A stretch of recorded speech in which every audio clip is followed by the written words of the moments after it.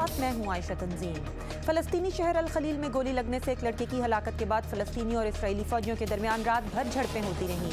हालिया हफ्तों में शोर इफ्तदा इलाके में फलस्तीनियों और इसराइल के दरमियान तशद्दुद के वाक़यात में इजाफा हुआ है। एक रूसी ओहदेदार ने पहली बार ये कहा है कि शाम की हुकूमत को हिज़्ब इख्तिलाफ की फोर्सेस से शिकस्त हो सकती है। रूस के नायब वज़ीर ख़ारजा मिखाइल बोगदानोव ने जुमेरात के रोज़ कहा कि सदर बशार अल असद की फोर्सेस के हाथों से मुल्क का कंट्रोल तेज़ी से निकलता जा रहा है। फेसबुक ने पाकिस्तानी तालिबान की तरफ से बनाया गया सफ़ा अपनी वेबसाइट से हटा दिया है। इससे कबल एक निगरान ग्रुप ने फेसबुक पर तालिबान के पेज को दहशतगर्दों की भर्ती के लिए सोशल मीडिया के इस्तेमाल की एक ताज़ा मिसाल करार दिया था।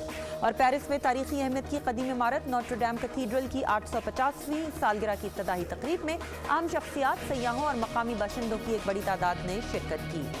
आप देख रहे थे VOA न्यूज़ मिनट। मज़ीद खबरों के लिए हमारी वेबसाइट urduvoa.com पर आएँ।